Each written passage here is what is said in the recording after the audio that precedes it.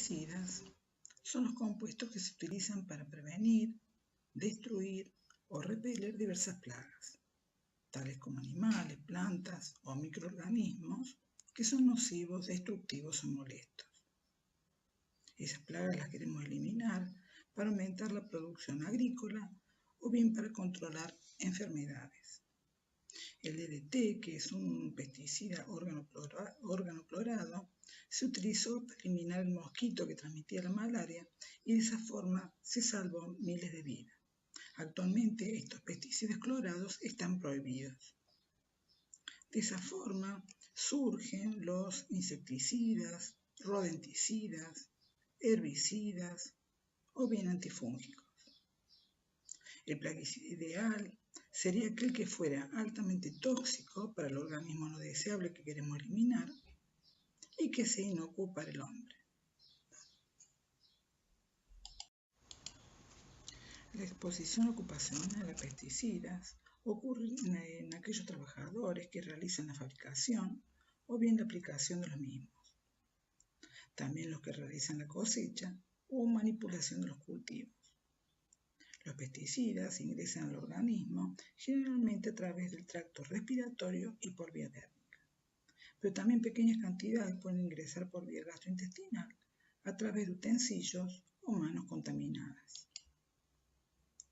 Las intoxicaciones accidentales ocurren generalmente en niños expuestos a insecticidas de uso doméstico. Sin embargo, el mayor problema se origina con ingestión de residuos de pesticidas en alimentos debido a la gran cantidad de personas involucradas por largos periodos de tiempo. Hay que tener mucho cuidado y conocimiento del compuesto que se va a utilizar porque también podemos ocasionar un daño ecológico importante. Por ejemplo, cuando comenzó a utilizarse el DDT para matar los mosquitos que transmitían la malaria y la fiebre amarilla, se logró controlar dicha enfermedad, pero provocó la extinción de ciertas especies de aves. Cuando esos compuestos llegaban a los ríos y mares, se fijaban en el fito y zooplancton, que eran comidos por los peces, y estos a su vez eran comidos por las aves.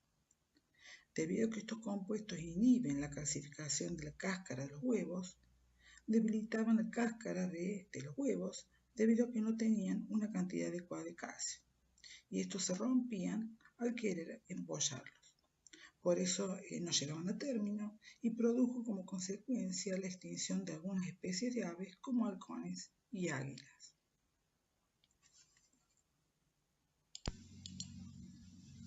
La contaminación ambiental con plaguicidas también puede afectar la salud humana debido a que el agua o el suelo contaminado luego va a producir agua de consumo o alimentos contaminados. La misma puede ocurrir también lejos de la fuente de aplicación por la traslocación de la sustancia aplicada a otros sitios por acción de los vientos o las lluvias. De esa forma se arrastran los plaguicidas de los suelos hacia cursos de agua, ocasionando la contaminación de vegetales y animales si esa agua se usa para regar o beber. Aquellos plaguicidas que son persistentes en el ambiente tienen mayor posibilidad de traslocación y biomagnificación. La cantidad de plaguicidas que permanece sobre los cultivos va a depender de la frecuencia de aplicación, del periodo de carencia, que es el periodo que transcurre entre la aplicación y la cosecha, y del régimen pluvial, debido a que el agua favorece el arrastre mecánico y la hidrólisis de los plaguicidas. En la siguiente figura se representa el origen de residuos de plaguicidas en los alimentos. Cuando se aplican los pesticidas en un campo por pulverización aérea o aplicación directa, ese pesticida va a contaminar el suelo, los vegetales y los animales de dicho campo. De esa forma, podemos encontrar residuos de pesticidas en frutas y hortalizas provenientes de esos vegetales contaminados, o bien podemos encontrar residuos de pesticidas en leche, carne y huevos provenientes de los animales contaminados.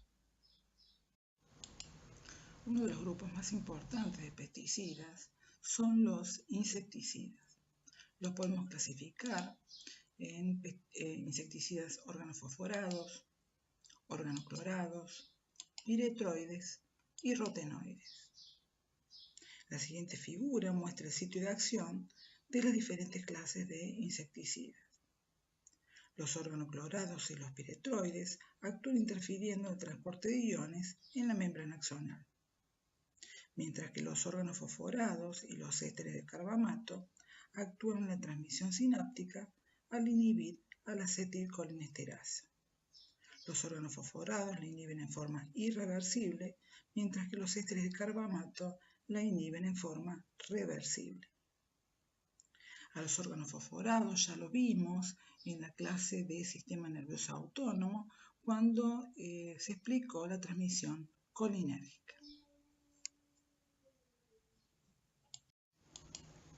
En relación a los organoclorados, estos insecticidas ya están prohibidos. Tenemos tres grupos: los derivados del diclorodifeniltricloretano, que se prohibieron a partir del año 1998 en nuestro país. La siguiente figura muestra la estructura de algunos de ellos. Tenemos al DDT, que es el principal representante de este grupo, que es el diclorodifeniltricloretano. Se muestra en esta figura la DL50, obtenida por administración oral y dérmica, y se muestra también datos de la ingesta diaria admisible, que es los niveles de ingesta que se permiten en forma diaria, de tal forma que no produzcan efectos tóxicos. Como vemos en esta figura, el menos tóxico sería el metoxicloro, porque tiene una DL50 por vía oral mayor a 5000, mucho más alta que la del 50 de los otros compuestos. Esto significa que ese compuesto es menos tóxico, por lo tanto, la ingesta diaria admisible es más alta que la del DDT, por ejemplo. Tenemos el grupo de los ciclodienopoliclorados, que fueron prohibidos a partir del año 1990, o sea, son los primeros que se prohibieron. En este grupo tenemos a diversos compuestos con la estructura química como el aldrin, dieldrin, endrin, heptacloro y clordano, con los valores de DL50 por vía oral, dérmica y la ingesta diaria admisible. El tercer grupo de clorados, de organoclorados, son los derivados del hexaclorociclohexano, que se prohibieron a partir del año 2000. El principal representante es el lindano, que fue utilizado por mucho tiempo para el tratamiento de la sarna y de la pediculosis. El DDT comenzó a utilizarse en el año 1940, durante la Segunda Guerra Mundial, para el control de piojos y mosquitos vectores de enfermedades que ponían en peligro la salud de los soldados.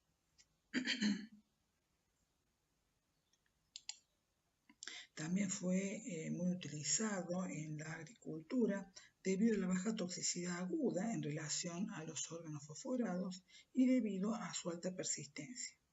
Por esa alta persistencia reducía la necesidad de aplicaciones repetidas. Estos compuestos son moléculas de elevada liposolubilidad y muy estables en el ambiente. Son estables a la luz solar, a la humedad y al calor, de tal forma que la vida media de desaparición en el ambiente es bastante elevada. Por eso su persistencia en el ambiente es también muy elevada. Además, estos compuestos adheridos a partículas de polvo, bien con el agua, se transportan a otros lugares, pudiendo recorrer grandes distancias. Estos compuestos fueron prohibidos por su alta persistencia en el ambiente, porque son estimulantes del sistema microsomal de oxidación de drogas, por lo tanto van a favorecer la bioactivación de los compuestos, porque tienen acción promotora dentro del proceso de carcinogénesis. Por todo eso está prohibido actualmente su uso, pero igualmente, por su gran persistencia en el ambiente, aún hoy se detectan residuos de este tipo de compuestos. Otro de los problemas es que producen bioacumulación y biomagnificación porque son compuestos muy liposolubles que se almacenan en el tejido adiposo y por la cadena alimenticia terminan depositándose en el tejido adiposo del hombre. Cuando un animal come a otro, la concentración en la grasa va aumentando. Por lo tanto, los niveles más altos se encuentran en los consumidores superiores. Por eso encontramos concentraciones elevadas en osos, aves rapaces y en humanos. En cuanto al mecanismo de acción de estos compuestos, en la siguiente figura está representada la depolarización y repolarización de una neurona con DDT.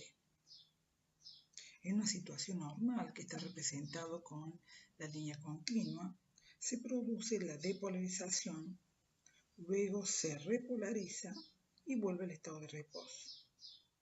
Si la persona está bajo el efecto de una dosis tóxica de DDT, se produce la depolarización, pero luego, en vez de repolarizarse, esta repolarización queda a mitad de camino y eso hace que cualquier estímulo pequeño provoque la depolarización. Por eso el paciente va a presentar temblores generalizados que pueden llegar a producir convulsiones. En intoxicación con DDT, el arco reflejo está sensibilizado. Frente a un estímulo táctil o sonoro, ese estímulo sensorial es receptado por un nervio aferente que transmite el impulso a la médula y de allí se transmite el impulso motor hacia el músculo, provocando así temblores frente a estímulos sensoriales que normalmente no provocan alteraciones. El DDT va a producir temblores y convulsiones porque sensibiliza la liberación del neurotransmisor ante cualquier estímulo. En la siguiente figura se observa el mecanismo de acción del DDT por el cual se produce ese efecto. En un primer lugar, reduce el transporte de potasio a través de los poros, por lo tanto el potasio no puede salir de la célula. También inactiva el cierre de los canales de sodio, prolongando el tiempo de apertura de dichos canales. De esa forma entra más sodio. También inhibe la sodio-potasio ATPasa, por lo tanto se impide la salida de sodio. También inhibe la calcio-magnesio ATPasa, impidiendo la salida de calcio de la neurona. Ambas enzimas son fundamentales para la repolarización. Cuando se produce el potencial de acción, se libera el calcio de calmodulina y ese calcio hace que la vesícula se adhiera a la membrana y libere el neurotransmisor. Por eso, si está impedida la salida de calcio de la célula, se va a favorecer la liberación del neurotransmisor. Además, también inhibe la capacidad de calmodulina para transportar el calcio, produciendo la liberación del neurotransmisor. En resumen, va a estar sensibilizada la liberación del neurotransmisor ante cualquier estímulo, con la consiguiente depolarización de las neuronas adyacentes y la propagación del estímulo a través del sistema nervioso central. En cuanto a los ciclodienos policlorados, también inhiben la calcio-magnesio ATPasa, por ello no sale calcio de la neurona, se acumula en la terminal sináptica y favorece la liberación del neurotransmisor. También antagoniza el receptor GABA-A. Debido a ese mecanismo no va a entrar cloro a la célula, no se va a producir la hiperpolarización y va a estar inhibida la inhibición mediada por GABA. Por ello se va a estimular más fácilmente. En cuanto al hexaclorociclohexano, bloquea el flujo de cloro a través de los receptores GABA-A. Por lo tanto, al bloquear la inhibición, se produce el efecto estimulante. En la siguiente tabla se muestran los signos y síntomas de la exposición aguda y crónica a los insecticidas organoclorados. En esta tabla se muestran los efectos de diclorodifeniletanos y hexaclorociclohexanos. Producen una sintomatología parecida. La intoxicación aguda va a afectar principalmente al sistema nervioso central. Van a alterar la conducción del impulso nervioso, produciendo una descarga neuronal repetitiva, produciendo de esa forma temblores que pueden llegar a convulsiones tónico-clónicas. También producen parestesias y alteraciones en el equilibrio. En la exposición crónica también vemos temblores, debilidad muscular, alteraciones en el electroencefalograma, hiperexcitabilidad, ansiedad y tensión nerviosa. O sea, en definitiva, síntomas parecidos a una exposición aguda. En cuanto a mientras que el diclorodifeniletano produce una anemia leve, los hexaclorociclohexanos pueden llegar a producir una anemia aplásica y agranulocitosis. En cuanto a los ciclodienos, producen una sintomatología muy parecida a los compuestos anteriores, pero mucho más intensa. Por ejemplo, los ciclodienos pueden originar convulsiones sin síntomas previos de toxicidad. Además, son los que tienen mayor potencial carcinogénico. En animales inducen tumores de hígado, tiroides y pulmón. En cuanto al tratamiento, es sintomático. Si el individuo presenta convulsiones, se administra diazepam, que es una benzodiazepina. Otro grupo importante de insecticidas son los piretroides. Las piretrinas se obtienen del extracto de las flores del crisantemo y son una mezcla de 4 compuestos: piretrina 1 y 2 y cinerina 1 y 2. La que tiene mayor actividad insecticida es la piretrina 1. Ejercen una acción de volteo porque producen parálisis del sistema nervioso central en los insectos. El insecto no se muere, pero pierde la capacidad de ejercer sus funciones. De esa forma no se va a alimentar bien, se altera su función motora y no se puede reproducir. Estos compuestos se utilizan para combatir ectoparasitosis como piojos y sarna. Se los comenzó a utilizar como insecticida natural, pero se dejaron de usar los naturales, que son las piretrinas, porque producían reacciones alérgicas en las personas que tenían contactos con dicho compuesto. Producían dermatitis por contacto, como irritación, inflamación y eritema, y también podían llegar a producir crisis asmáticas y reacciones anafilácticas. Por eso actualmente se usan los sintéticos. Los derivados sintéticos son los piretroides. Aquí se muestran algunos de dichos compuestos sintéticos. La deltametrina es conocida con el nombre comercial de cabotrina. Estos compuestos tienen un margen muy amplio de seguridad. La relación entre la DL50 del mamífero y del insecto es de 1400.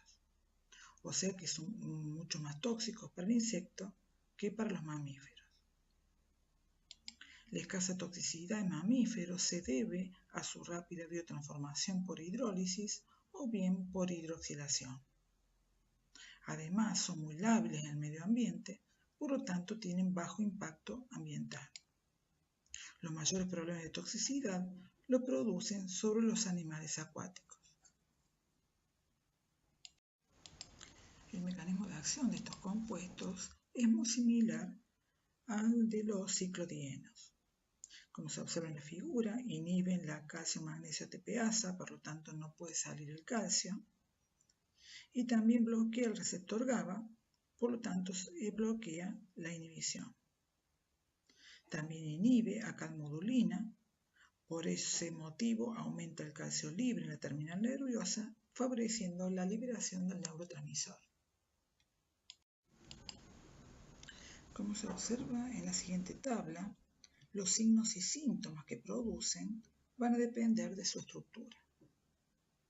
En la tabla se muestran signos y síntomas producidos en cucarachas y ratas, y en el hombre van a producir una sintomatología similar a la que produce en la rata. Si no tienen grupo ciano en su estructura, van a producir el síndrome de tipo 1 o T porque producen temblor, o sea que producen principalmente temblores. También producen hiperexcitación, agresión, sparring significa riña, pelea, y aumento de la respuesta ante un estímulo. Si tienen ciano en su estructura, van a producir el síndrome de tipo 2 o CS. C es de coriotetosis, que significa contorsiones sinuosas. Por eso burrow significa encurvarse, o sea, el animal se encurva, producido por la coriotetosis. S viene de salivación, porque produce salivación intensa. Tingling es hormigueo, y también producen temblores y convulsiones. En el caso de intoxicación, con este tipo de compuestos, el tratamiento es sintomático. El último grupo de insecticidas son los rotenoides. La rotenona es de origen vegetal y junto con los piretroides son insecticidas botánicos. Estos compuestos producen bloqueo del transporte de electrones en la cadena respiratoria. Son tóxicos para insectos y pescados, pero de baja toxicidad para mamíferos. Se ha utilizado, ya no se utiliza más a partir del año 2007, no se utiliza por ser una toxina ambiental. Anteriormente se lo utilizaba para tratar pediculosis. Este tipo de compuestos provocaba reacciones alérgicas como conjuntivitis y dermatitis, o sea, reacciones adversas menores.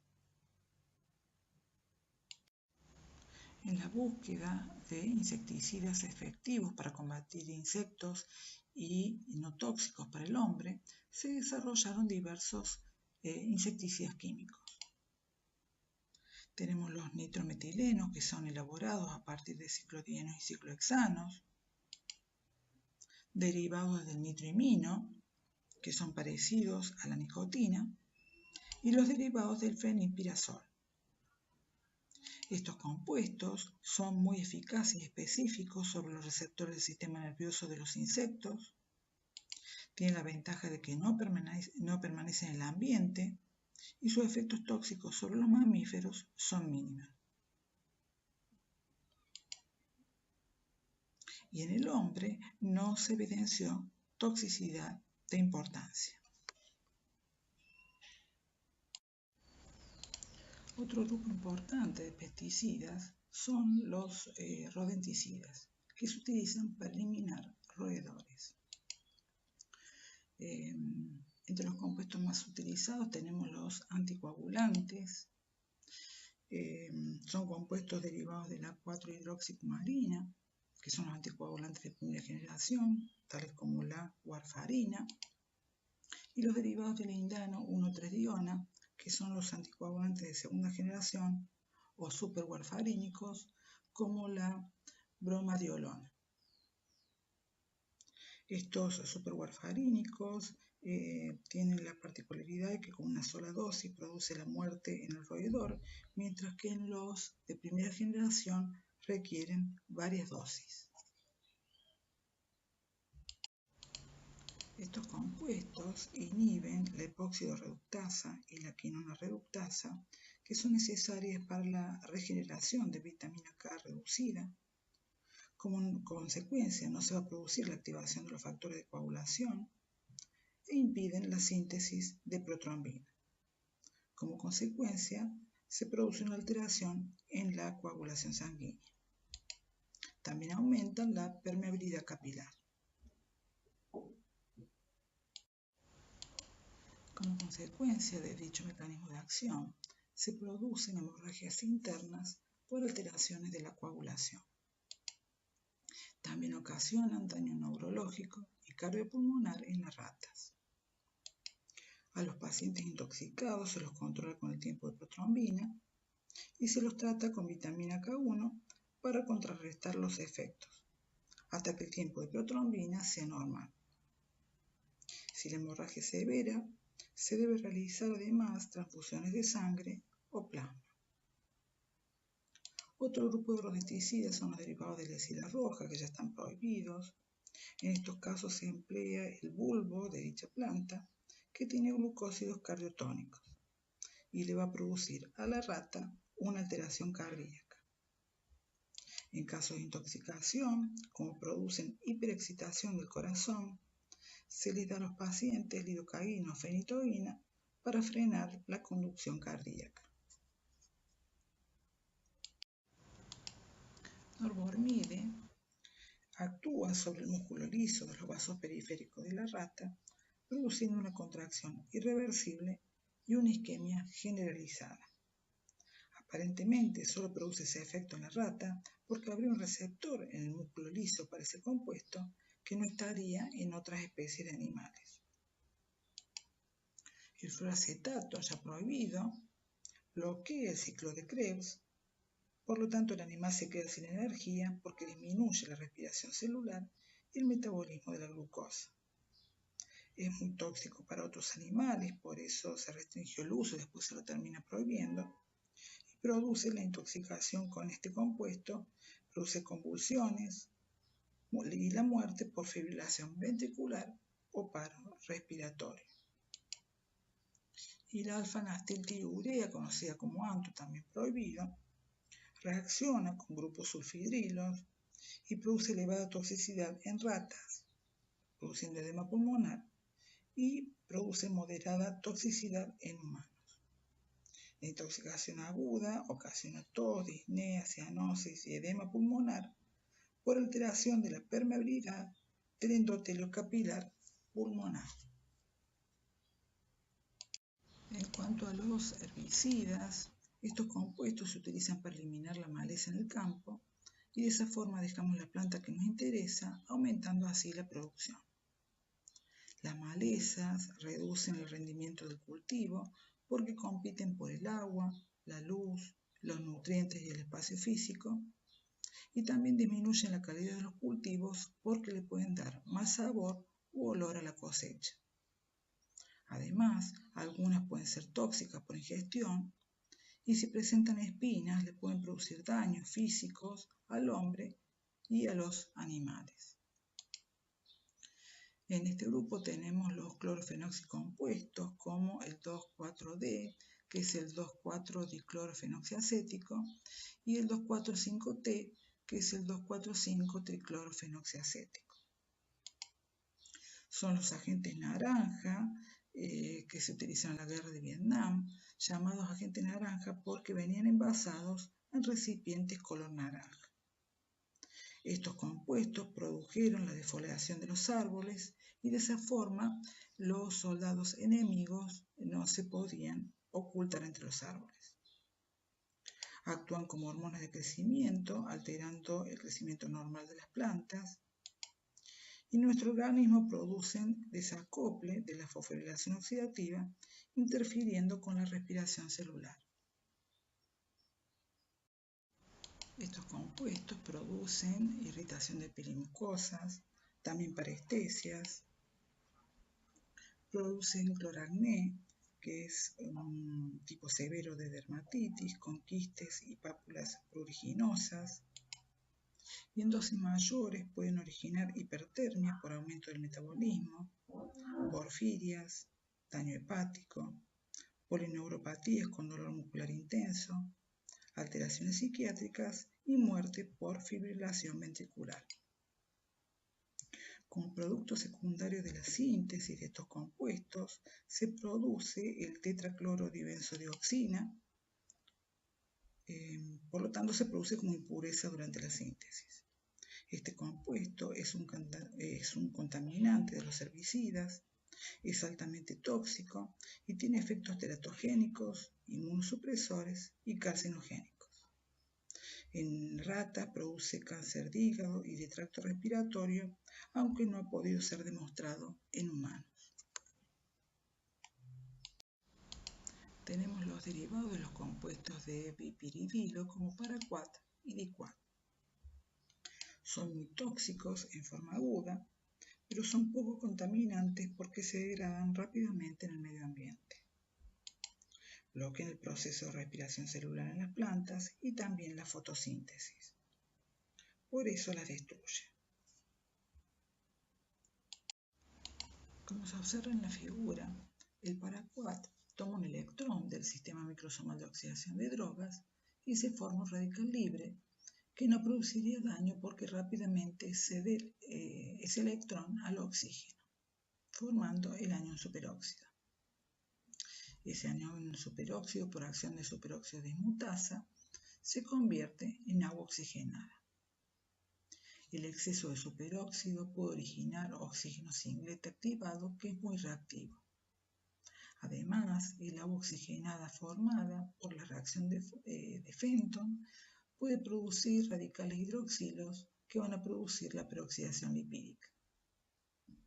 El oxígeno singlete se une a los lípidos insaturados de las membranas, produciendo hidroperóxidos lipídicos.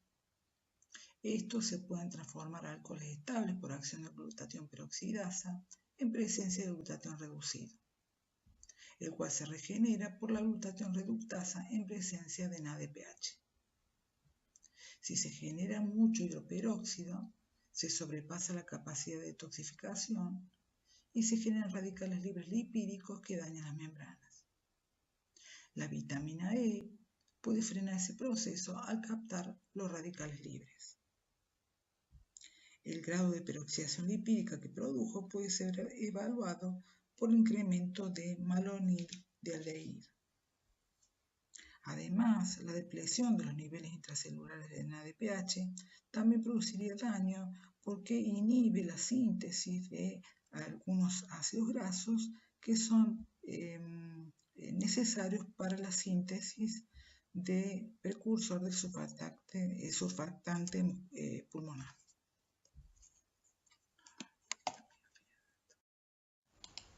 El paraquat, al ser cáustico, corroe la piel y mucosas, aumentando de esa forma la absorción. Va a ejercer toxicidad en todos los sitios donde haya sistema microsomal de oxidación de drogas. Por eso va a producir necrosis hepáticas y renal. También puede ocasionar lesiones en el miocardio. Se vio que se concentra en el neumocito, en las células alveolares de tipo 2, porque hay un sistema de transporte activo de poliaminas, una bomba que capta ese compuesto dentro del neumocito, produciendo de esa forma hemorragias, fibrosis, edema pulmonar, disnea y muerte por asfixia.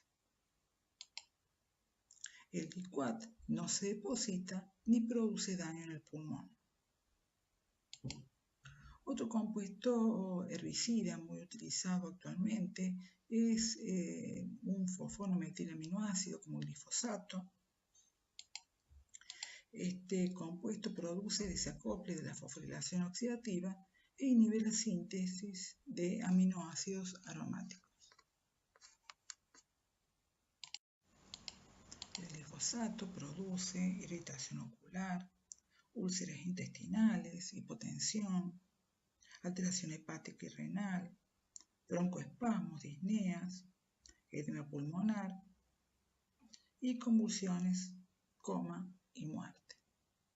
A partir del año 2015, el IARC lo clasificó como 2A, o sea que sería un carcinógeno probable.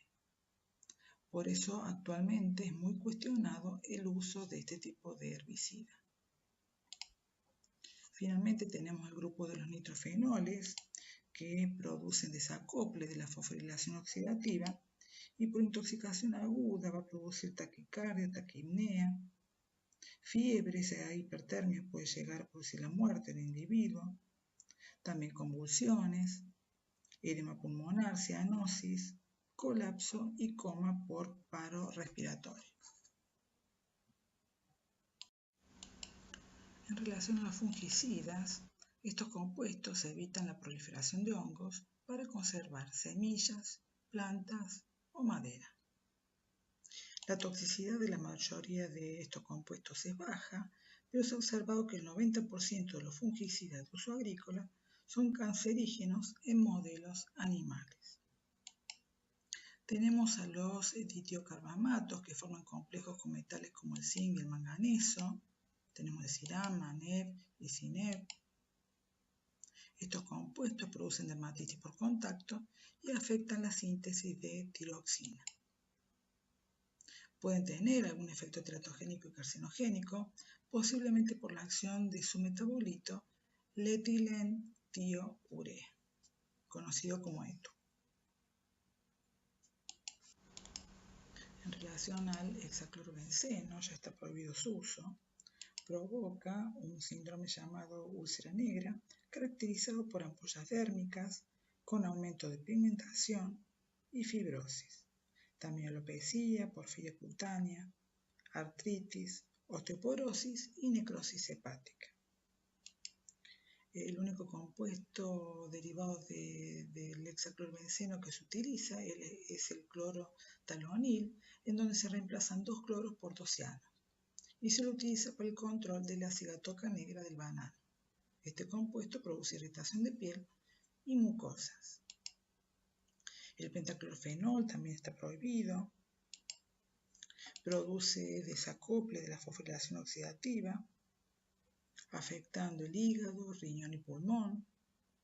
Produce disnea, hipertermia, taquicardia y coma. Este compuesto también puede estar contaminado con dibenzodioxinas policloradas, como ocurre con los herbicidas clorofenoxicompuestos. Y finalmente los compuestos organomercuriales, también prohibidos, como el caso del metilmercurio y fenilmercurio. Estos ya no se los utiliza porque son muy tóxicos. Ahora se utilizan compuestos inorgánicos y orgánicos de cobre.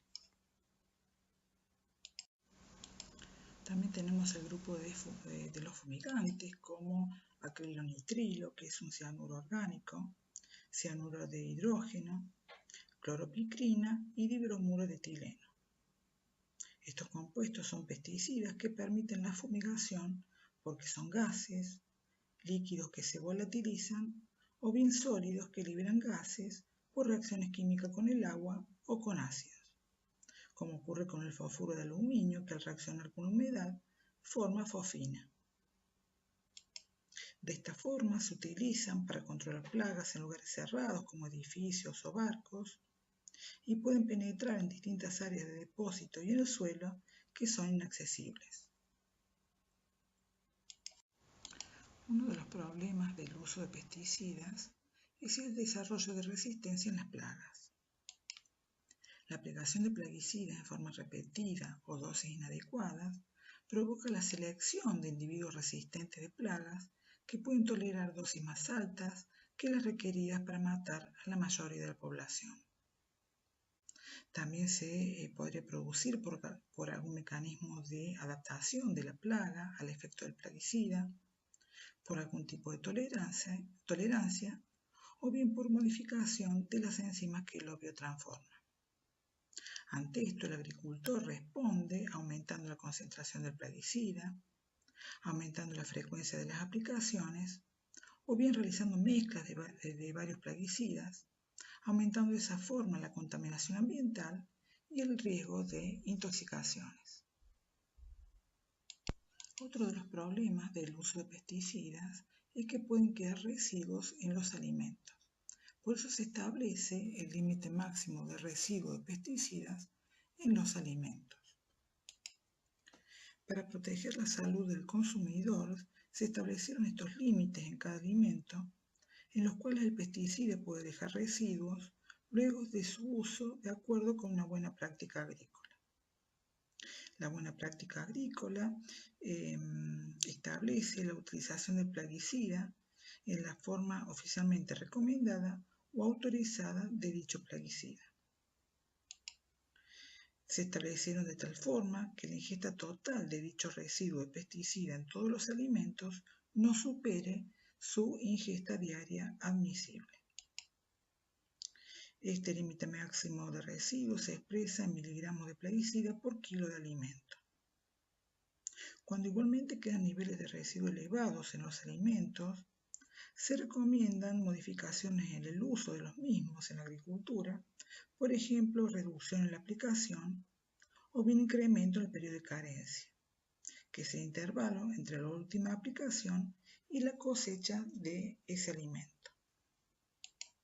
En forma periódica, la Comisión del Códex Alimentarios determina los límites máximos de residuos internacionalmente recomendados. El concepto de tolerancia cero no existe en la actualidad, sino que se tratan de fijar los valores más bajos posibles de límite máximo de residuos.